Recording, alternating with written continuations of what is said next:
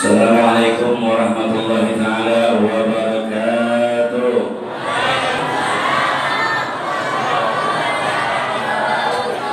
Alhamdulillah alladzi akramana bi ni'matil iman wal islam wa a'dhamu ni'am.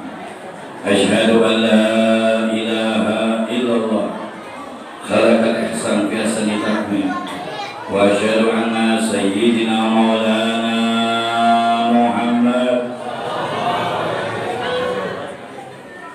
abduhu wa rasuluh khataman nabiyyin wal mursalin wa salawatuhu wa salamuhu ala sayyidina wa habibina wa qurrati ayyunina wa maulana Muhammad.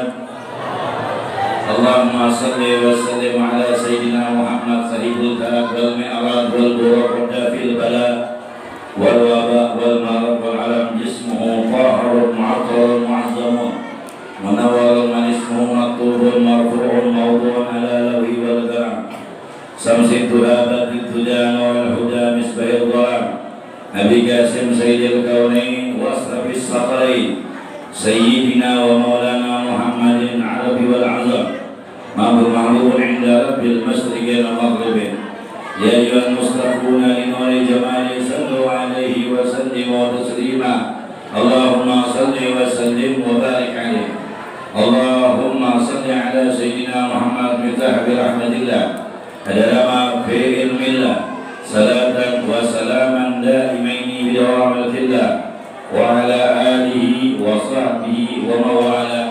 Allahumma aslih ummata Muhammadin sallallahu alaihi wasallam amin wa farid an ummati Muhammadin sallallahu alaihi wasallam warham ummata Muhammadin sallallahu alaihi wasallam وانصر واحفظ وأيدنا على طرق بحق محمد صلى الله على آله وصحبه وسلم.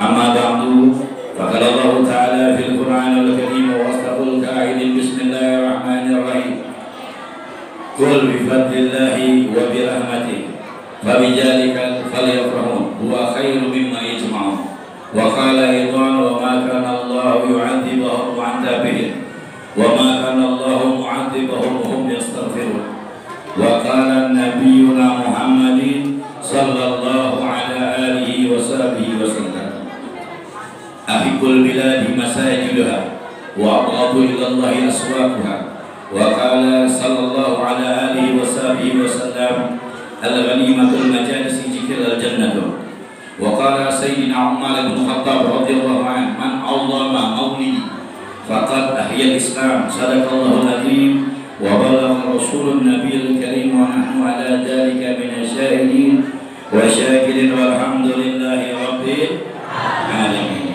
Bapak-bapak, ibu-ibu, pemuda-pemudi, hadirin hadirat yang dimuliakan oleh Allah Subhanahu wa taala. Wabil khusus Ketua DKM kita Bapak Ilwil Hadi diberikan kesehatan oleh Allah Subhanahu wa taala. Panjang umur, orang tua kita Bapak Miska diberikan kesehatan, Ustaz Fakhruddin, Ustaz Daud, para guru-guru kita yang lain, para jalan kita yang saya tidak sebutkan nama satu persatu, tapi tidak akan mengurangi rasa hormat al-fakir kepada beliau-beliau.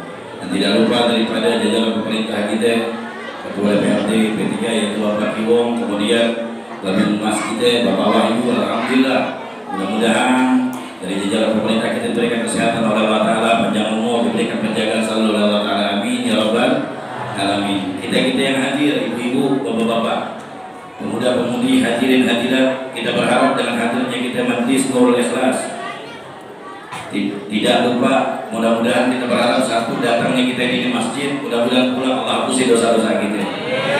Yang punya masalah diselesaikan masalahnya semua Allah. Yang punya utang piutang diselesaikan utang piutang semua Allah Ta'ala. Ibu-ibu paling gede amin yang kelihatan utangnya paling gede ini. Mudah-mudahan kalian ada kredit apa ibu? Kredit apa? Kulkas apa gimana? Kelihatan aminnya gede soalnya. Mudah-mudahan kita dengan berkah maulid segala urusan hajat kita digabulin sama Allah Ta'ala. Bapak-bapak yang dimuliakan oleh Allah Ta'ala, ini kebiasaan kita. Hampir rata di Rasul Kadama ya. Kita baca maulid, habis asar, kemudian dilanjutkan makan dulu ya. Ini luar biasa, mudah-mudahan dikelihatan wajahnya kenyang semua nih. Mata udah mulai 35 watt. Kalau habis makan bawaannya memang begitu. Tapi mudah-mudahan beda nih kampung. Ibu-ibu, bapak-bapak, kalau setiap hadir pengajian, maulid, rotib, zikir yang ada di ini tempat, berharap kita cuma satu. Kalau ada pengajian dimanapun berada, ayat yang kita punya bawa pulang ke rumah.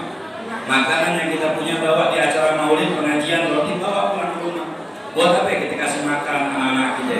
Biar anak-anak kita dijadikan anak soleh dan solehah.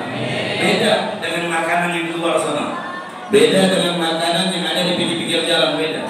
Makanan yang dibacain rotib, maulid, zikir, itu makanan akan mengandung keberkahan dari Allah Ta'ala, kemuliaan dari Allah Ta'ala. Tapi kebanyakan penyakit paling banyak bawa makanan ibu-ibu. Yang biasanya tas kecil, kalau pengajian tas agak gedean dikit. Berkatnya kebanyakan. Tapi sedikit aja pulang suapin istri-istri kita, anak-anak kita, suami-suami kita, agar mereka orang dijadikan keberkahan menjadi orang yang soleh dan soleh. Hadirin yang dimuliakan oleh Allah Subhanahu wa Ta'ala, alhamdulillah, yang terutama yang berjuang, berpartisipasi, berjuang di acara maulid ini, kemudian yang menyumbangkan hartanya, tenaganya, pikirannya, kita doakan mereka diberikan kesehatan oleh Allah Subhanahu wa Ta'ala, kemudian dari Allah Subhanahu wa Ta'ala. Wabil khusus juga nih yang hakikah kita berikan kesehatan, wabil khusus kita fatihahkan juga saya berhakikah kepada almarhum yaitu Bapak Ahmad binti Samin, kemudian Ibu almarhumah Yasar binti Ahmad, yaitu Masdi binti Mansur, Habib binti Ahmad, Daud binti Ahmad, Azul binti Ahmad. Mudah-mudahan diberikan Allah Ta'ala keberkahan kemuliaan dari Allah Subhanahu wa Ta'ala. Ala diniyah wa lilikun yang asal tehala salih wa ila hadrin Nabi Sayyidina Maulana Muhammadin sallallahu alaihi wasallam. Al-Fatihah.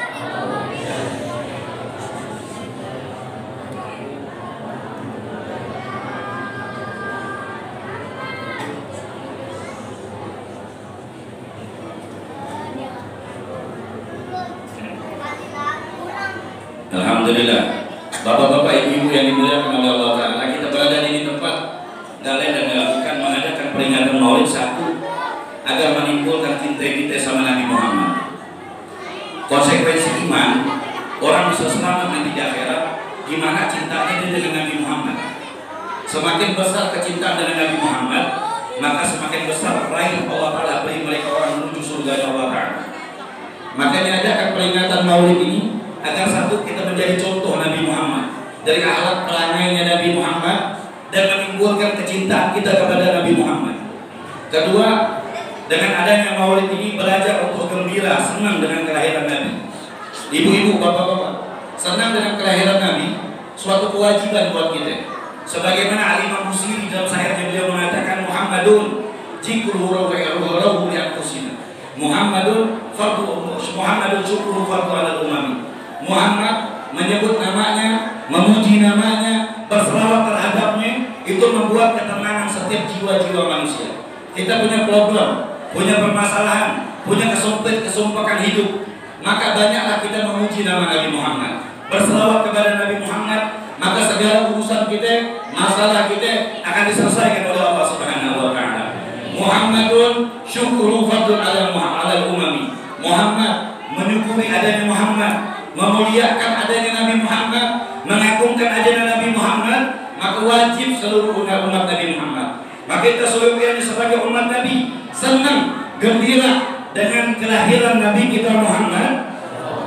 Sebagaimana Muhammad hadirin di dalam Al-Quran Allah mengatakan qul bi fadlillahi wa bi rahmatihi fa bi dzalika falyafrahu huwa khairum mimma yajma'un. Katakan wahai Muhammad, qul bi fadlillah, katakan wahai Muhammad, dengan karunia Allah, dengan rahmatnya Allah.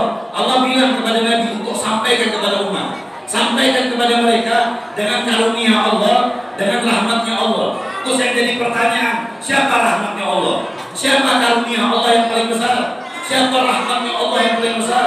Apa karunia Allah paling besar? Allah ciptain malaikat? Bukan. Apakah karunia Allah yang besar? Allah ciptakan yang namanya surga? Bukan.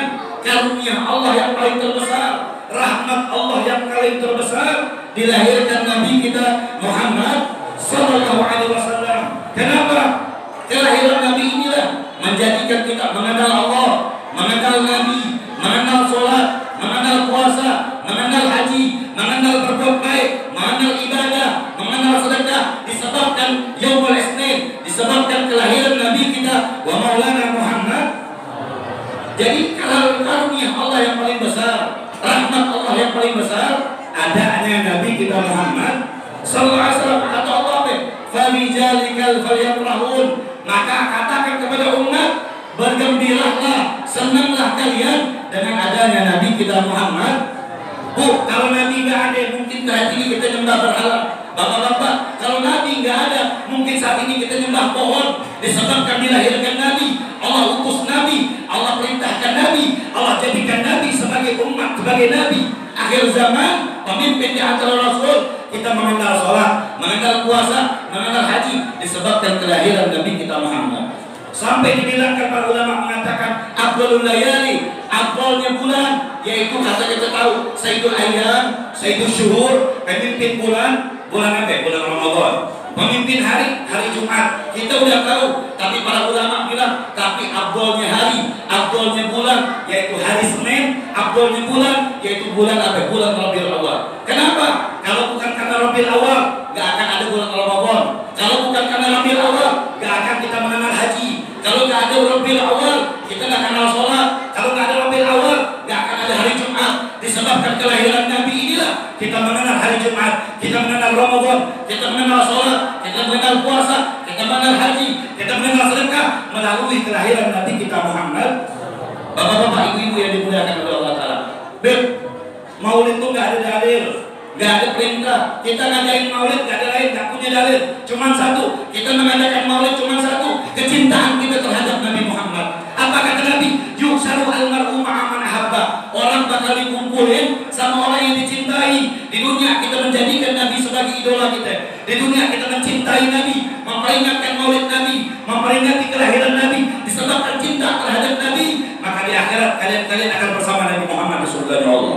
Ini udah jadi Nabi Muhammad. Bapak-bapak, kalau mau tanya dalil, Allah menunjukkan alamat tanda bukti kelahiran Nabi. Dari mana, Beb? Tanda bukti Allah menunjukkan kelahiran Nabi. Satu, ketika Nabi dilahirkan, bapak-bapak, ibu-ibu, nih Nabi dilahirkan, ada api yang disembah oleh orang-orang Majusi.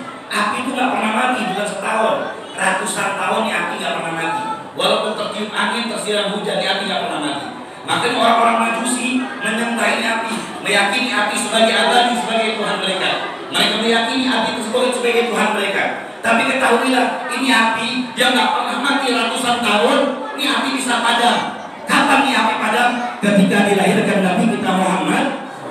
Bayangkan, api yang ratusan tahun yang disembah oleh orang-orang Majusi padam, mati ketika dilahirkan Nabi kita Muhammad. Terus yang jadi pertanyaan, siapa yang mematikan itu api? Siapa yang memadamkan itu api? Gak lain yang dilakukan Allah Subhanahu wa Ta'ala. Kenapa Allah gak padamkan dari zaman-zaman terdahulu? Kenapa Allah gak matikan dari zaman Nabi-Nabi terdahulu?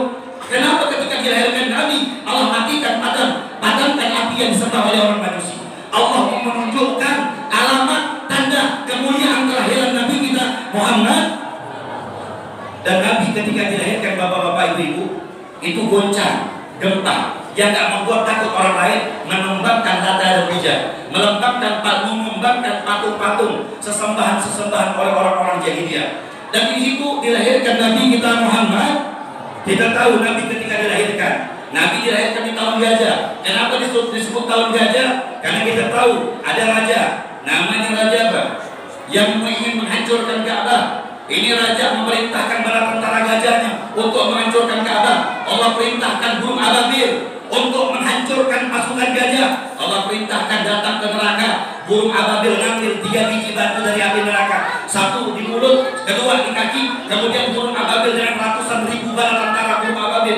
Perintahan Allah menghancurkan bala tentara gajah dari Raja Abraham dan dihancurkan, lebur hancur. Di situ dilahirkan Nabi kita Muhammad. Dan ini berkunjung, ini ada alamat tanda bukti beginilah kemuliaan kelahiran Nabi. Bahkan Nabi ketika dilahirkan ada cahaya yang menembus. Dalam kitab Muhammad, dalam kitab Asraful Anam, dalam kitab Muhammad, kitab Al-Barzanji, kitab Al-Diba, kitab Semputoro, Maulid diceritakan di mana ketika Nabi dilahirkan ada cahaya yang menembus langit menuju ke rumah Aminah. Cahaya tersebut disaksikan oleh orang bangsa-bangsa Romawi dan menyaksikan seluruh orang-orang kerajaan Mekah Madinah, menyaksikan ada cahaya menuju di rumah Nabi Muhammad ketika Aminah melahirkan. Dan cahaya tersebut pada saat itu dilahirkan Nabi kita Muhammad. Dan ini menunjukkan, inilah tanda bukti kemuliaan Allah, menunjukkan kemuliaan kelahiran Nabi kita Muhammad. Makanya rugi bagi kita yang muliain Nabi, rugi bagi kita yang ada peringatan maulid Nabi. Ibu-ibu, bapak-bapak, itu setan, iblis. Tahu iblis? Iblis itu zaman sebelum para nabi-nabi itu iblis bisa ngintip. Ngintip apa? Ngintip alam, ngintip namanya Lauhul Mahfuz. Lauhul Mahfuz apa? Catatan manusia, umur, jodoh, sakit, mati, dan hidupnya mereka ada catatan di Lauhul Mahfuz. Setan iblis bisa mengintip. Maka orang-orang ahli nujum atau ahli nujum, dukun-dukun zaman dulu bisa bukti, oh fulan mati tanggal sekian, fulan sakit tanggal sekian, fulan hidup tanggal sekian, fulan bakal punya penyakit begini. Kenapa? Karena perintah setan iblis untuk melihat catatan Allah. Tapi ketahuilah ibu-ibu, bapak-bapak yang dimuliakan oleh Allah Ta'ala, suatu saat setan pernah pengen mengintip Lauhul Mahfuz. Ketika di langit pertama tertutup, setan tidak bisa melihat lagi, bapak-bapak. Setan tidak bisa melihat. Kenapa tidak melihat? Setan perintahin bala tentaranya untuk menyaksikan siapa yang menutup ini hijab sampai kami tidak bisa mengintip Lauhul Mahfuz catatan Allah. Setan keliling dari timur, dari barat, dari tenggara, dari utara. Setan keliling mencari apa penyebab kami tidak bisa mengintip lagi, terhijab oleh Allah Ta'ala. Di situ dilahirkan Nabi kita Muhammad. Makanya yang pertama sedih, yang pertama susah, yang pertama benci dengan kelahiran Nabi, setan. Setan benci, bu. Ketika Nabi dilahirkan, dia nggak bisa lihat lagi Lauhul Mahfuz, dan nggak bisa lagi cinta untuk melihat catatan Allah, catatan umur manusia, catatan lahirnya manusia, catatan sakitnya manusia, catatan dan keadaan meninggalnya manusia. Pada saat dilahirkan Nabi, setan udah nggak bisa. Maka pertama kali yang benci, nggak demen kelahiran Nabi itu setan. Maka ada orang nggak demen maulid, siapa? Setan. Setan nggak demen dengan kelahiran Nabi. Kenapa? Gara-gara kelahiran Nabi itu setan udah gak bisa ngintip lagi. Dukun-dukun udah peramalnya udah gagal deh. Makanya banyak dukun yang gagal peramalnya, setan udah gak bisa ngintip. Makanya hadirin yang dimuliakan oleh Allah Ta'ala, beginilah kemuliaan kelahiran Nabi. Maka seyogyanya kita gembira, senang dengan kelahiran Nabi. Kenapa harus senang dengan kelahiran Nabi? Kenapa? Di dalam kitab Sahih Bukhari dijelaskan yukhaffafu an azab Abi Lahab yaumul Isnin. Allah meringankan azab siksaan Abu Lahab setiap hari Senin, bapak-bapak, ibu-ibu. Diringankan azabnya. Kita tahu Abu Lahab musuh Nabi. Kita tahu Abu Lahab adalah orang yang tidak beriman sama Allah. Kita tertelah dalam Al-Quran, tabat yada Abi Lahabin. Kita tahu Abu Lahab disiksa. Tapi ketahuilah, Abu Lahab punya dapat remisi dari Allah, dapat keringanan dari Allah. Setiap hari Senin, ini Abu Lahab tidak disiksa, diringanin azabnya. Ditanya Ibnu Abbas dalam Sahih dari kitabnya, kenapa Abu Lahab ini diringanin azabnya? Karena Abu Lahab pernah bilang, pernah senang dilahirkan Nabi kita Muhammad.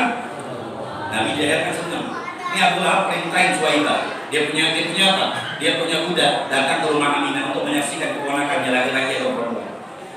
Suhaibah sampai di sana, pulang kasih tahu sama Abu Lahab, ya Abu Lahab, dia punya keponakan laki-laki. Abu Lahab melihat keponakan laki-laki, girang ibu-ibu, bapak-bapak. Dia merdekakan, dia punya kuda. Dia potong bagian makanan-makanan dibagikan bagi miskin. Disediakan sembako dibagikan bagi miskin.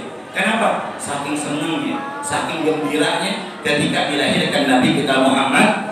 Dan sababnya girangnya Abu Lahab, gembiranya Abu Lahab dilahirkan Nabi Muhammad. Itu setiap hari Senin Allah ringanin azabnya Abu Lahab. Bayangin ibu-ibu, Abu Lahab yang tidak beriman saja mendapatkan keringanan azab dari Allah. Bagaimana kita umat Nabi yang mengadakan peringatan Maulid, mengadakan kelahiran Nabi, mengorbankan harta, mengorbankan biaya, mengorbankan pikiran untuk mengadakan Maulid Nabi. Wah, insya Allah kita tergolong orang-orang yang di akhirat. Kita berharap Nabi Muhammad kasih syafaat buat kita, masuk surga Allah Ta'ala. Amin, amin ya Rabbal alamin. Kirang banyak di luar sana ibu-ibu, bapak-bapak, masuk bulan Maulid ada yang deg-degan, ada was-was. Kenapa? Takut Ustaz minta proposal Maulid. Ini banyak nih. Wah, bulan Maulid habiskan minta uang, Haji Rojali minta uang ya, kalau tadi minta begini. Padahal ibu-ibu ketahuilah Imam Hasan al-Basri. Beliau mengatakan, Imam Hasan al-Basri, beliau mengatakan, andai kata aku mempunyai emas sebesar gunung Uhud, maka aku akan habiskan emas tersebut untuk mengadakan peringatan Maulid Nabi. Begitulah para pecinta Nabi, mereka mengorbankan harta mereka, biaya mereka untuk memuliakan Nabi Muhammad dengan kelahirannya. Buat apa sih untungnya kita? Satu, kita harapan kita cuma satu, ibu-ibu, bapak-bapak. Kenapa sih kita ngadain peringatan Nabi? karena kecintaan kita dengan Nabi, agar kita di akhirat Nabi bisa ngakuin kita, agar di akhirat Nabi bisa kasih syafaat buat kita. Nabi mengatakan syafaat ini ahad al-gabair min ummati, syafaat aku ini buat umatku nanti yang punya dosa besar, yang punya kesalahan, yang sehari nggak ngomongin tetangga meriang. Tapi Nabi bilang, tuh umat di akhir zaman dia cinta sama Nabi, dia rindu dengan Nabi, dia korbankan hartanya buat kegiatan-kegiatan syiar Allah, memuliakan acara-acara, kegiatan-kegiatan maulid begini nih, orang begini-begini nih kata Nabi, di akhirat akan bersama Nabi Muhammad di surga Allah Ta'ala. Bakal kasih Nabi, bakal kasih syafaat buat umatnya, yang maka di hati mereka mencintai Nabi kita Muhammad Sallallahu Alaihi Wasallam. Hadirin yang dimuliakan oleh Allah Ta'ala, dengan cintanya kita dengan Nabi, mudah-mudahan Allah berikan kita kemudian keagungan di akhirat. Nabi bisa bantu kita. Mau nggak ibu-ibu, bapak-bapak? Apa yang kita mengharapkan di akhir zaman ini? Orang-orang dulu, ibu-ibu, orang-orang dulu semalam bisa sholat 1000 rakaat, bapak-bapak. Orang sekarang coba bayangin berapa semalam, berapa sholat tahajud. Al-Imam Ali Zainal Abidin semalam sholatnya 1000 rakaat. Kita berapa semalam sholat? Siapa Imam Ali Zainal Abidin? Bin Husain bin Ali karamallahu wajhah, cucunya Rasul. Sayyidina Ali Zainal Abidin semalam 1000 rakaat sholat. Imam Fakir Kedar Muhammad bin Ali Ba'alawi sehari baca Al-Quran 6 kali hatam. Sehari menghatamkan Al-Quran, sehari 6 kali hatam Al-Quran. Terus kita berapa semali baca Al-Quran? Kita cuma akhir zaman cuma minta satu doang. Sholatnya kita aja nih, sholatnya kita Allahu Akbar, kita nggak khusyuk. Terkadang kuncian lupa ingat waktu sholatnya kita, ya nggak? Terus berharap dengan sholatnya kita di hadapan Allah bisa selamat. Sedangkan kesolatan kita belum tentu khusyuk. Sedangkan hanya kita terkadang masih berharap perhatian orang lain. Ini sedekah kita masih berharap perhatian orang lain. Ibadahnya kita belum tentu benar. Harapan kita di akhir zaman cuma satu, di akhirat mudah-mudahan Nabi diselamatin kita. Kenapa? Karena syafaat Nabi berharap buat kita di zaman ini. Kita berharap syafaat ONH plusnya Nabi. Apa ONH plusnya Nabi? Yaitu syafaat Rasulullah. Apa syafaat Nabi? Nabi bisa selamatin nanti di akhirat. Umat-umatnya yang dalam keadaan kehausan di padang mahsyar, yang kehausan Nabi bisa bantu. Nabi ambil telaga haud diminumin, dan orang minum telaga haudnya Nabi, telaga dari telaga haudnya Nabi dikasih minum kepada umat nanti di padang mahsyar. Ketika minum nggak bakal haus selama-lamanya. Siapa mereka? Yang di dunia mengajarkan cinta kepada Nabi, mengadakan peringatan Maulid Nabi, gembira dengan kegiatan-kegiatan syiar-syiar Allah, acara Maulid, pengajian, dukung. Ini yang begini nih yang bakal diselamatkan oleh Nabi Muhammad Sallallahu Alaihi Wasallam. Hadirin yang dimuliakan oleh Allah Subhanahu Wa Taala. Ibu-ibu, bapak-bapak, kita lihat. Sekarang kita bayangin di saat sekarang. Kita lihat anak-anak muda kita, anak-anak kita. Kita ingat, kita bayangkan gimana orang-orang tua kita dulu, gimana aki-aki kita dulu, gimana nenek-nenek kita dulu, yang mereka tidak lepas dengan ibadah sama Allah. Kita lihat waktu kecilnya kita kalau nggak ngaji, maka rotan melayang di jasad kita. Kita lihat anak-anak muda sekarang udah nggak kenal rotan. Bahkan anak-anak muda kita bisa menjarakan dia punya orang tua. Kita bayangkan, kenapa? Karena kita nggak mengenalkan siapa itu Nabi Muhammad. Ibu-ibu, bapak-bapak, kita pengen anak kita baik, kita pengen anak kita soleh, kita pengen anak kita biar taat sama Allah, bisa hormat kepada orang tua. Gampang. Nabi udah ajarin kita, nih deh, gimana anak-anak bisa taat sama Nabi, gimana anak-anak bisa berbakti sama Nabi. Dari kecil kita didik, kenalkan mengkiai, kenalin ustaz, kenalin sama ajangan, agar anak-anak kita kalau udah kenal mengkiai, diajarin ilmu, diajarin siapa itu Nabi Muhammad. Ketika besarnya demi Allah, anak bakal nabi sama kita, anak akan berbakti sama kita. Tapi kalau anak nih dari kecil kita kenalin TikTok, kita kenalin televisi, kita kenalin jaringan sosial, kita kenalkan Instagram, kita kenalkan hal-hal yang lain, dia nonton sesuatu yang tidak baik, maka akan menimbulkan karakter. Dari kecil sudah tertanam dengan ketidakbaikan, sampai besar dikhawatirkan menjadi anak yang mencongkang, membangkang. Kenapa? Karena dari kecil kita nggak didik, nggak kita pertontonkan sesuatu yang nggak baik. Mohon maaf, ibu-ibu, bapak-bapak yang dimuliakan oleh Allah Ta'ala. Gimana orang tua kita dulu nggak lepas Al-Quran. Coba bayangkan orang-orang sekarang, Al-Quran itu terkadang menjadi pajangan di rumah mereka. Al-Quran jadi pajangan. Al-Quran cuma dipakai bulan puasa doang. Al-Quran cuma dipakai kalau lagi dapat musibah doang. Al-Quran kalau lagi dapat lagi masalah, dibaca Quran lagi punya masalah. Tapi orang-orang dulu punya masalah, punya kesempitan hidup, senang nggak lepas baca Al-Quran. Karena mereka tahu Al-Quran yang mereka baca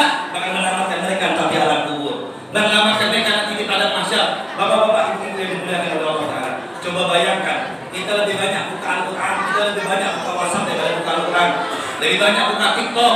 Ini anak muda kita nih kenal TikTok, Instagram daripada buka Al-Quran. Tidak apa-apa itu jaringan sosial bagus, TikTok bagus, Instagram bagus, tapi di bawah dakwah, ngajakin kebaikan, ngajakin ibadah, itu lebih baik. Tapi sekarang tontonan-tontonan yang tidak baik, yang bakal mendoktrin kita punya anak menjadi adab akhlak perangai yang tidak baik. Kenapa? Karena tontonan dari kecil sudah tidak baik. Nabi udah ajarkan kita, Nabi kasih tahu kita, Nabi bilang apa? Adibu auladakum ala salah satu hisab. Didik anak-anak kalian, didik anak-anak kalian dengan 3 perkara. Yang pertama kata Nabi, hukum Nabi hukum. Kenalin anak kita, pahamin anak kita, kasih pengetahuan kepada anak-anak kita. Apa itu? Kenalkan kepada mereka cinta kepada Nabi Muhammad. Kalau anak udah cinta sama Nabi, bapak-bapak, demi Allah, kalau udah besar, ibu-ibu bakal dia berbakti kepada orang tuanya. Kenapa? Karena dari kecil udah cintanya sama Nabi, ngafainnya sama Nabi. Kita lihat anak kita lebih ngerti ngafain sama artis Korea daripada kenal sama Nabi. Kita lihat anak-anak muda kita, lihat foto-foto yang mereka simpan, bukan foto ulama, bukan foto kiai, Blackpink, anak muda kita nih sekarang yang begitu-begitu tuh, nggak kenal itu. Era apa? Tertanam dengan sesuatu yang finance, sesuatu yang nggak baik, akan menguntungkan kepada dirinya kan nggak baik. Dia nggak akan berbakti sama kita. Tapi kalau dari kecil kita kenalkan dia cinta sama Nabi, Beb, anak kan nggak tahu Beb, gimana anak kita kenal sama Nabi, cinta sama Nabi. Bawa anak kita ke kiai-kiai kita, usul-usul kita banyak di sini. Kiai-kiai kita banyak, ibu-ibu, bapak-bapak. Gua demi Allah, Al-Fagir dulu sering, tahun ini doang. Kita safari dakwah kemana-mana, ke Kalimantan Selatan, Kalimantan Tengah. Kita melihat ibu-ibu, bapak-bapak. Kita bertafakur ya, bersyukur kita tinggal di Bogor ini.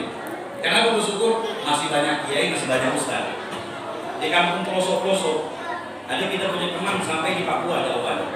Ada kita punya teman sampai di Kalimantan Tengah, Kalimantan Selatan, daerah daya. Kenapa? Cuma satu, mengenalkan siapa itu Nabi Muhammad. Muhammad, bapak-bapak. Ini anak pernah datang di Kalimantan Tengah. Kita datang, itu orang udah ngumpul di rumah itu. Dan di daerah Kalimantan Tengah itu ibu bapak-bapak.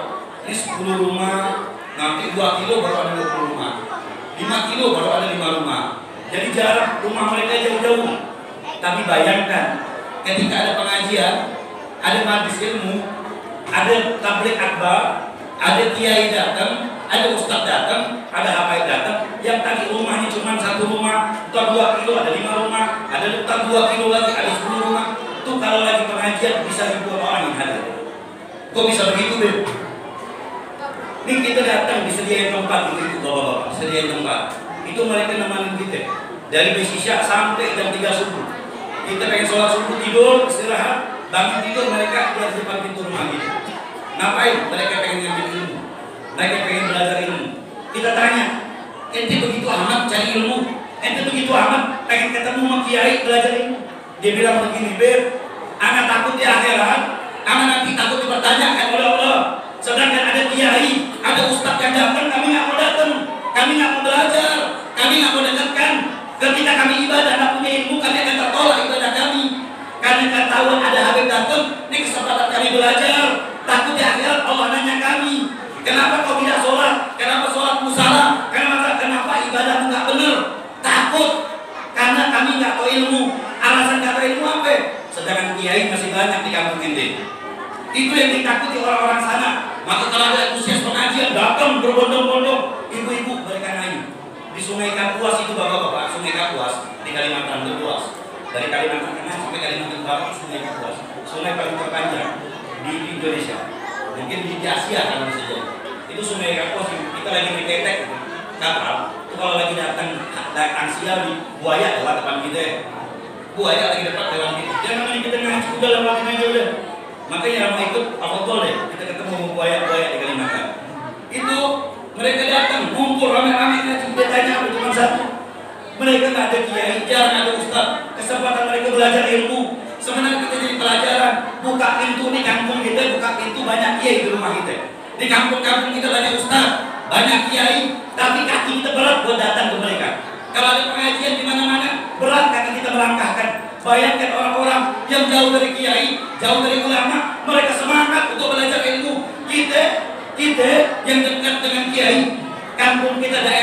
paling banyak kiai yang paling banyak ulama. Kesempatan kita sebenarnya kita lebih harus menikmat, syukurin nikmat Allah. Masih banyak kiai, masih banyak ustaz. Kesempatan kita belajar ilmunya Allah. Jangan sampai di akhirat kita akan ditanya oleh Allah ketidakpahaman kita dengan ibadah, dan kita gak pernah bertanya sama ulama-ulama kita, gak pernah datengin kiai-kiai kita. Padahal Nabi bilang, jadi ulama, wasai ulama, wahal ulama. Duduk kalian, ngumpul kalian sama kiai, sama ulama, diperintahkan oleh Rasulullah. Jangan sampai kita bodoh dalam amalan, jangan sampai kita ibadah tertolak disebabkan kita tidak punya ilmuwan kita. Kesempatan di kampung kita, daerah kita, masih banyak kiai, masih banyak ustaz. Kesempatan kita datangi. Kenapa ya?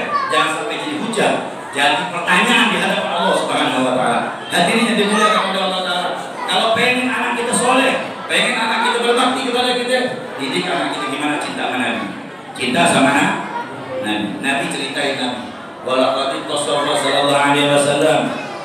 Nah, kalau itu Rasulullah sallallahu alaihi wasallam bima tadi kan kita betul-betul orang karena sallallahu alaihi wasallam ahsanan nasi khuluqan muqawwam. Nabi itu mempunyai perangai, akhlak, perbuatan yang indah. Nabi ibu-ibu kenalin anak kita dari kecil gimana cinta Nabi, ceritain Nabi Muhammad. Nabi itu punya akhlak yang indah. Ibu-ibu, bapak-bapak, Rasulullah akhlak gimana gak indah? Kita tahu Nabi Muhammad setiap ke masjid dinudai. Rasulullah Nabi Muhammad setiap ke masjid, orang yang gak demen Nabi kalau lewat diludahi, Nabi dicaci, Nabi gak jawab, Nabi gak balas cacian orang, Nabi gak balas ludahan oleh orang-orang kafir Quraisy. Nabi sambut dengan senyuman, Nabi sambut dengan wajah yang berseri-seri menghadapi musuh-musuh yang gak demen sama Nabi. Mohon maaf, Rasulullah setiap datang ke masjid diludah. Kita mau tanya, ada gak datang ke masjid ada yang ludahin kita? Ada gak kita ini datang hadir maulid, ada yang lemparin kita batu? Enggak ada. Rasulullah lebih susah dibandingkan kita beribadah. Nabi kalau ke masjid diludah, dilemparin batu, dilemparin kotoran, Nabi tetap beribadah sama Allah. Nabi diludah, Nabi nggak lawan, Nabi nggak balas dengan cacian. Mohon maaf kalau kita kebalik, kita baru diomongin tetangga 7 tahun nggak tegur sama tetangga tersebut. Rasulullah diludah, nggak balas dengan ludahan. Nabi Muhammad dihina, nggak dibalas dengan hinaan. Bahkan diceritakan suatu saat Nabi lewat di jalan yang sama untuk ke masjid, Nabi tanya, tumben Nabi lihat sekitarnya gak ada yang meludahin Nabi. Nabi tanya, fulan, mana yang sering meludahin Nabi? Kata yang fulan, kata yang lain bilang, ya Rasulullah, si fulan yang teman meludahin ente, yang sering nyakitin ente lagi sakit. Bayangin, Nabi ketika melihat orang yang musuh, yang gak teman sama Nabi, meludah Nabi, caci maki Nabi, dapat kabar sakit. Apa yang dilakukan Nabi? Nabi pulang, ibu-ibu, bapak-bapak. Ngapain Nabi pulang? Nabi belum makan. Pulang biasanya Nabi makan, Nabi gak mau makan. Makanan yang Nabi punya Nabi bawa. Nabi minta sama istrinya Sayyidina Aisyah, ya Aisyah, ada makanan, ada, diambil itu makanan. Dibawa kemana? Dibawa orang yang meludah Nabi Muhammad, yang nyakitin Rasulullah. Bayangkan gimana akhlaknya Nabi, gimana indah peranainya Nabi, yang belum tentu umat Nabi yang bisa mengikuti. Mohon maaf, kita dapat kabar orang musuh kita sakit aja kita girang banget. Kalau bisa kita sumpahin mati ke orang yang ngikutin kita. Nabi enggak. Nabi yang meludahin Nabi balas dengan kebaikan. Nabi datang ke rumahnya, Nabi gedor pintu rumahnya, Nabi masuk, Nabi pangku, Nabi angkat itu orang yang sakit tergeletak yang sering meludah Nabi. Disimpan di mana? Disimpan di pangkuan Nabi kita Muhammad. Disimpan di pangkuan Nabi. Apa yang dia bilang? Nabi suapin makanan. Pelan-pelan Nabi nyuapin. Sampai diceritakan bapak-bapak, Nabi nyuapin ini bagaikan seorang ibu yang lagi nyuapin dia punya anak. Penuh dengan kasih sayang, penuh dengan cinta yang disuapkan kepada orang yang setiap hari meludah Nabi, yang setiap hari caci maki Nabi. Nabi suapin orang tersebut. Orang tersebut mengatakan kepada Nabi, ya Muhammad, aku banyak teman, banyak saudara.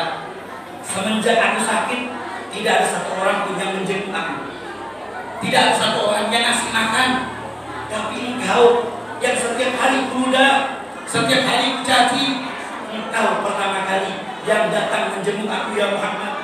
Pertama kali yang menyuapi makanan terhadapku. Dan aku menyaksikan asyhadu an la ilaha illallah wa annaka Muhammadur Rasulullah. Aku bersaksi tiada Tuhan selain Allah, Bayangkan bapak-bapak ibu, orang yang musuh Nabi, gak demen Nabi, meludah Nabi, dengan akhlak Nabi, dengan perangai Nabi, dengan kasih sayang Nabi. Orang yang tidak demen jadi cinta, yang gak suka jadi sayang, yang benci jadi tambah dekat. Kenapa? Karena mencintai Nabi kita, karena melihat akhlak Nabi, perangai Nabi, keindahan yang dilakukan oleh Nabi Muhammad SAW. Maka salah betul kalau ada orang bilang, oh Nabi itu mulia karena akhlak. Yang lebih pantas ibu-ibu bapak-bapak, akhlak itu mulia disebabkan Nabi kita Muhammad. Aku ajarin anak kita, beginilah akhlaknya Nabi, beginilah perangainya Nabi, inilah budi pekerti Nabi kita Muhammad, agar anak kita tahu beginilah akhlaknya Rasulullah. Kalau anak udah tahu dengan akhlak Nabi, demi Allah, anak-anak kalian ketika besar akan berbakti, akan menjadi orang yang paling kasihan kalian sayang. Kenapa? Mengikuti budi pekerti yang diikuti oleh Nabi kita Muhammad SAW. Dan banyak ibu-ibu cerita Nabi ini banyak. Kalau kita hadisin nggak akan mampu. Mohon maaf, dedaunan yang ada di dunia ini kita catat akhlaknya Nabi nggak akan kita mampu. Pulpen kita jadiin penanti nanti jadi pulpen, laut yang ada di lautan kita jadiin tinta untuk menceritakan akhlak budi pekerti Nabi, nggak akan mampu hadirin. Saking mulianya akhlaknya Nabi kita Muhammad. Dan Nabi ibu-ibu yang dimuliakan oleh Allah, bapak-bapak, Nabi punya keindahan. Saking indahnya Nabi itu kalau keluar dari rumah nggak punya bayangan, bapak-bapak. Nabi kalau keluar dari rumah nggak punya bayangan. Kenapa Nabi nggak punya bayangan? Karena awan selalu menutupi Nabi. Kenapa? Laulaka ma khalaqtu. Kalau bukan karena Nabi, kalau bukan karena Nabi Muhammad, Allah nggak ciptain langit dan bumi.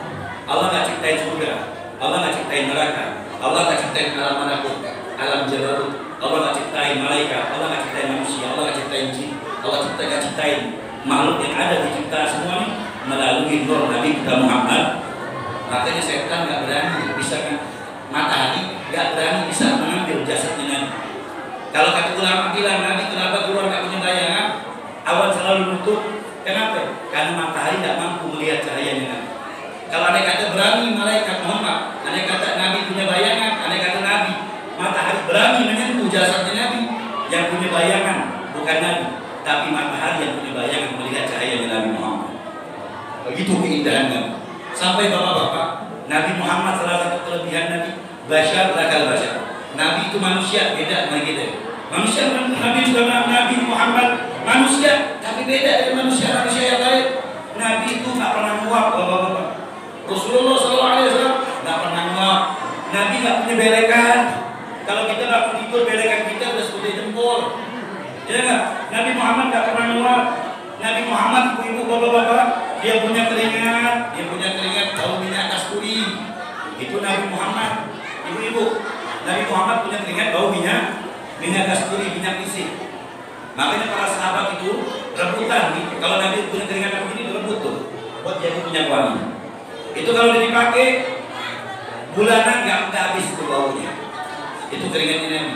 Kalau keringatnya kita 7 hari nggak mandi bisa neraka jahanam baunya. Nabi Muhammad itu indahnya luar biasa. Sampai ibu-ibu, bapak-bapak Nabi kalau udah megang, Nabi itu paling demen anak kecil. Nabi kalau megang itu selalu megang kepala, rusak kepala anak kecil. Sahabat tuh tahu, para sahabat udah tahu mana anak kecil yang dipegang Nabi, mana anak kecil yang nggak dipegang oleh Nabi. Dari mana? Dari wangi rambutnya anak kecil tersebut. Kenapa? Saking keringatnya Nabi bau minyak isi. Bahkan bapak-bapak ibu-ibu, Rasulullah itu kalau lagi lewat 2 jalur jalan itu ada 2 jalur. Sahabat tahu yang mana jalur yang dilewati Nabi, yang mana jalur yang nggak dilewati Nabi. Dari mana? Jalur yang dilewati Nabi pasti harum semerbak wangi indah luar biasa. Tapi jalan yang nggak dilewati Nabi nggak ada bau. Begitulah keindahan Nabi kita Muhammad. Dan ibu-ibu, bapak-bapak, keindahan Nabi diceritakan. Nabi itu kalau orang jelek nongkrong sama Nabi. Orang jelek duduk sama Nabi, jadi ganteng, bapak-bapak. Bayangin, orang jelek, jorek, ngumpul sama Nabi, jadi ganteng. Kalau kita orang jelek ngumpul sama kita, jadi jorek atau tambah jelek pasti. Kenapa? Saking indahnya Nabi kita Muhammad SAW. Sekitar yang menjadi indah. Sampai diceritakan Rasulullah itu, Nabi Muhammad, orang-orang dulu tuh, kalau buang air kecil, bapak-bapak, kalau buang air kecil, itu simpan di mangkok, di gelas. Karena zaman-zaman dulu mungkin jarak WC mereka jauh.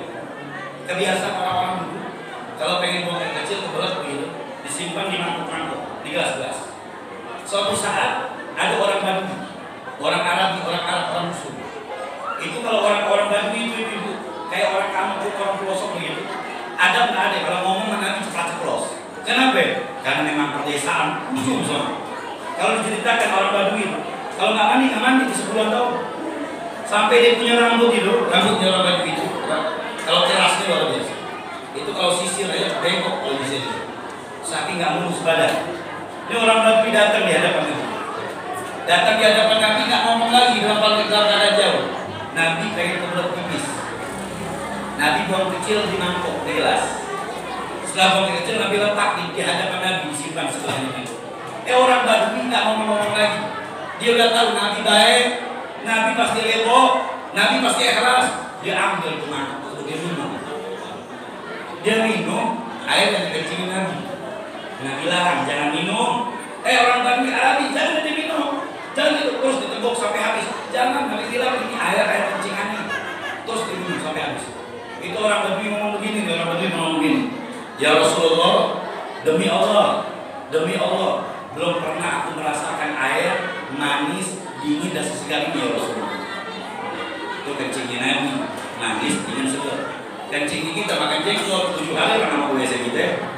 Kenapa? Begitulah indahnya Nabi Muhammad, begitulah mulianya Nabi Muhammad. Maka tidak ada yang pantas jadi contoh. Nih Habib, Ustadz kita, guru-guru kita, nggak bisa jadi contoh buat kita. Contoh itu cuma satu, Nabi Muhammad. Gak ada perangai yang paling indah. Karena ngomongin antum salah. Contohin Nabi Muhammad, contohin Rasulullah. Gimana akhlaknya Nabi, gimana ibadahnya Nabi. Ibu-ibu, bapak-bapak, Nabi ketika dapat anugerah dari Allah, mendapatkan surga dari Allah, dijamin masuk surga. Apa yang dilakukan Nabi? Semakin sholat, sampai diceritakan Nabi Muhammad sholat dia nutupnya sampai bengkak. Sayyidina Aisyah bilang, ya Muhammad, ente kan udah dijamin sama Allah masuk surga. Apa jawaban Nabi? Anak termasuk orang bersyukur, udah jamin Allah. Tambah ibadah sama Allah. Sampai lutut Nabi bengkak. Kita ini gak ada jaminan. Sholat kita ini, ibadah kita belum ada jaminan. Tapi kita berat untuk melaksanakan sholat berjamaah di masjid. Berat baca Al-Quran, berat untuk tahajud, berat untuk sedekah, berat untuk melaksanakan sholat duha, berat melaksanakan sholat Senin puasa Senin Kamis. Kita ini sebagai umat akhir zaman, ayo ikutin orang-orang tua kita, ikuti as-salafun as-salih kita, ikuti para sahabat Nabi yang mencintai Nabi Sallallahu Alaihi Wasallam. Keluar dari ini majlis, harapan kita cuma satu. Mudah-mudahan kita bisa ikuti Nabi Muhammad, mengikuti akhlak Nabi, mengikuti kesabaran Nabi, mengikuti perangai Nabi, mengikuti ibadahnya Nabi kita Muhammad Sallallahu Alaihi Wasallam. Bapak-bapak, Al-Imam Syafi'i, mau orang-orang dulu, sahabat dulu, mengapresiasi kecinta terhadap Nabi itu, mereka banyak salawat, banyak sholat. Kenapa? Salah satu bentuk cinta mereka dengan Nabi. Makanya kalau orang mengaku cinta sama Nabi, sholat berjamaahnya malas, tahajudnya malas, duhanya malas, sedekahnya apalagi, berarti belum termasuk cinta sama Nabi Muhammad. Padahal orang yang wajib bisa masuk surga, orang yang menjadikan Nabi Muhammad sebagai orang yang paling dicintai. Makanya orang cinta sama Nabi bakal mengikuti sunnah Nabi. Gimana sholatnya kita? Gimana puasanya kita? Orang-orang dulu bapak-bapak, Sultan Al-Mahmud dalam kitab Surah Al-Tirtas, karangan Sayyidullah Al-Imam Abdullah Umar Abdurrahman Al-Atas. Sultan Mahmud seorang pemimpin, seorang raja, seorang panglima, seorang presiden. Sultan Mahmud sehari selawat sama Nabi 300.000 ibu-ibu bawa. Sehari 300.000. Kenapa dia lakukan itu? Karena cintanya dengan Nabi Muhammad. Karena pengen di akhirat bisa masuk surga sama Nabi. Sekarang kita ini pengen masuk surga, selawatnya kita malas. Yang jadi pertanyaan, pantaskah kita tetap di hadapan Nabi? Makanya kita yang hadir nih, pantasin dulu nih kita masuk surga sama Nabi atau enggak nih? Pantasin dulu. Mohon maaf bapak-bapak ibu. Ini kita yang aja, kita duduk di sini. Ini contoh yang kecil. Ini panggung. Ada Ustaz Rudin, ada Pak Miska, ada Bapak Wahyu kita. Ada nggak kita yang berani duduk di sini? Bayangin kita yang nggak enak itu Pak Ustaz. Oh itu tempat pemuka agama, itu tempat sesepuh. Kita saja yang hidup di dunia malu untuk duduk di depan panggung. Gimana nanti kita di hadapan Nabi? Pantas gak kita berhadapan Nabi sedangkan sholat kita, sedangkan tahajud kita gak pernah, duhanya kita gak pernah, sedekahnya kita malas, berat. Pantas gak? Di dunia saja kita merasa gak pantas duduk di tamu. Gimana nanti di akhirat kita hadapan Rasulullah? Dengan sholatnya kita sedikit, dengan sedekahnya kita gak banyak, dengan tahajudnya kita jarang, dengan duhanya kita boro-boro, dengan Al-Qurannya kita malas. Entah di hadapan Nabi, pantas gak wajah kita bertemu dengan wajah Nabi Muhammad? Sedangkan salatnya kita belum seberapa, di dunia aja kita merasa nggak pantas duduk di sini. Wah, bagaimana nanti akhirat, di yaumil qiyamah, di padang mahsyar, di hadapan Rasulullah, dengan ibadahnya kita tidak banyak, dengan salatnya kita malas, dan sedekahnya kita nggak baik, dengan perbuatan kita belum tentu benar. Pantas nggak kita di hadapan Allah? Maka dengan berkat Maulid ini keluar dari tempat, bukan hanya berkat uang yang kita bawa, tapi ada berkat batinnya gitu.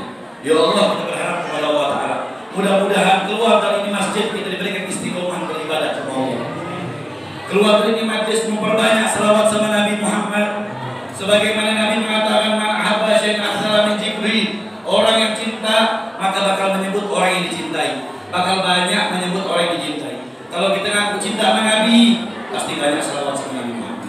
Mudah-mudahan Allah permudah kita banyak salawat sama Nabi Muhammad, agar kita di akhirat masuk surga bersama Nabi Muhammad. Hadirin yang dimuliakan oleh Allah Subhanahu wa Ta'ala, mudah-mudahan kita yang ada di tempat berharap ya Allah, ya Rabb, jadikan keturunan kita keturunan saleh dan saleh, agar nanti kita di alam kubur ada yang doain kita, agar kita nanti di padang mahsyar ada yang melamatin kita. Bapak-bapak, ibu-ibu, sebelum Al-Qadil tutup, Al-Qadil tutup boleh banget, udah mulai kelihatan gitu, karena banyak kegiatan, ada juga lagi enak. Jadi hadirin yang dimuliakan oleh Allah Ta'ala, mudah-mudahan kita berharap anak-anak kita jadikan anak soleh dan saleh. Berharap nanti di padang mahsyar, nanti di hari kiamat, kalau kita punya anak soleh bisa nyelamatin kita di surga Allah. Karena pedikuli berimin yauma idza yawma. Semuanya sendiri-sendiri.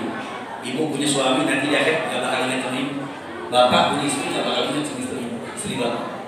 Anak yang bapak cintai, anak yang ibu cintai, enggak peduli sama kita nanti di akhir. Siapa yang mengatakan Allah? Allah bilang sendiri-sendiri dalam keadaan ketakutan kita. Kita bawa amal masing-masing. Kecuali cuma satu ibu, sholatnya kita, sedekahnya kita, puasaan kita, selawatnya kita, yang bakal nanti dilambat. Setelah kita dapat dari Allah selamat, baru anak-anak kita bisa selamat. Baru anak kita bisa menyelamatkan kita. Tapi kalau nggak ada yang selamat, demi Allah nggak ada yang kita punya andalan. Andalan kita cuma satu.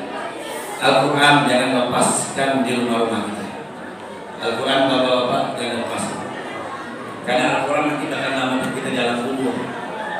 Bahkan Nabi Muhammad mengatakan, rumah yang nggak dibaca Al-Quran, rumah yang nggak dilakukan Al-Quran, bakal banyak kejelekannya dibanding kebaikan dan bakal menyempitkan kehidupan isi rumah tersebut. Tapi sebaliknya rumah yang dibaca Al-Quran, rumah yang bakal banyak kebaikan sedikit kejelekan, bakal membahagiakan isi rumah tersebut. Makanya kita harus introspeksi diri. Mungkin kehidupan ekonomi kita sempit, mungkin kita sering masalah ekonomi kita terkadang susah, rumah tangga sering berantem. Kita harus introspeksi diri. Mungkin Al-Quran jarang kita baca di rumah, mungkin Al-Quran nggak pernah dilakukan di rumah. Jadi suasana rumah bukan baik jannah, tapi baik nari. Rumah itu ada neraka, jadi panas, jadi suntuk isi rumah. Kenapa? Anak-anak kita lebih asik nonton televisi daripada Al-Quran. Bahkan istri-istri kita terkadang sibuk dengan nonton televisi, bukan sibuk baca Al-Quran. Karena suami kita sibuk dengan main handphone, dengan bukan Al-Quran. Handphone nggak salah, Bapak. TV nggak salah, jaringan sosial nggak salah. Yang salah itu mungkin kita kurang mengerti apa yang diajarkan oleh Nabi. Coba kita introspeksi. Mudah-mudahan Allah berikan istiqomah kepada kita, agar pulang dari sini bukan hanya berkat dohir kita yang berkatnya, tapi kita berkat batinnya. Apa batinnya kita? Al-Quran jangan sampai lupa, minimal sehari selembar. Gak mampu selembar, sebaris dah. Mudah-mudahan rumah kita mendapatkan rahmat kemuliaan dari Allah Ta'ala, karena anak kita dijadikan masalah dan saleh. Hanya ini saya sampaikan. Mohon maaf ada kata lisan, alat perangai, ucapan yang kurang baik, kurang bagus, jangan lagi sampaikan. Al-Fakir minta buka pintu maaf. Dan sebelum dari penutupan ini, Al-Fakir mengajak kita bareng-bareng selawat sama Nabi, agar kita berharap dengan selawat ini Allah Ta'ala hapuskan dosa-dosa kita, Allah permudahkan, Allah istiqomahkan dalam ibadah-ibadah kita, dan Allah jadikan segala urusan masalah kita diselesaikan oleh Allah Ta'ala, agar kita nanti meninggalnya dalam keadaan meninggal husnul khatimah. Amin ya rabbal alamin. Salatullah salamullah ala Rasulillah. Salatullah salamullah ala Habibillah. Semuanya. Salatullah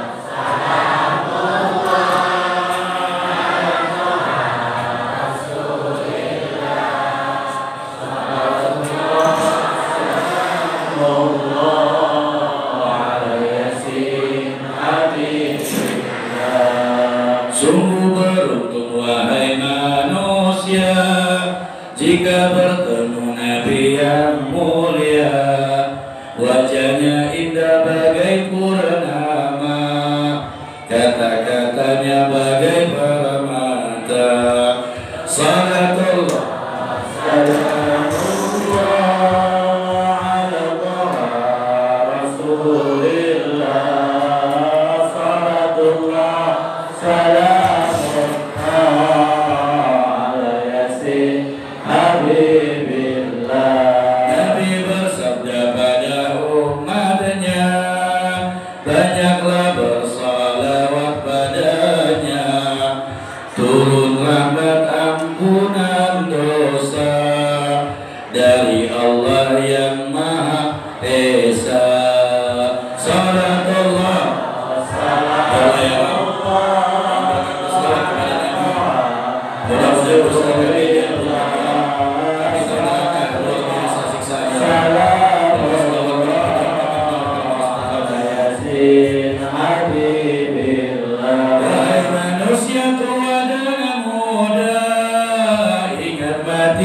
di depan mata, amal mulia masuk ke surga, amal durhaka masuk neraka.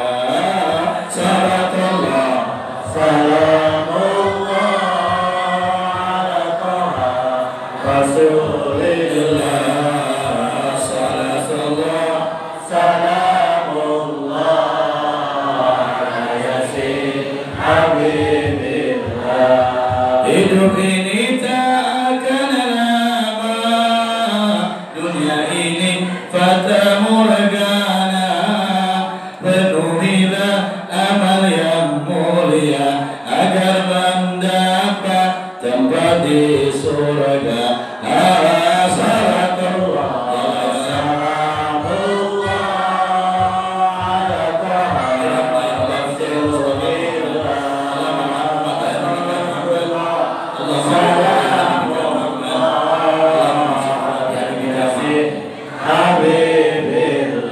Hidup senang bukan banyak uang, hidup senang hatinya tenang, hati yang senang, hati yang tenang, hati yang senang imannya menang. Salatullah salamullah ala Taha Rasulillah.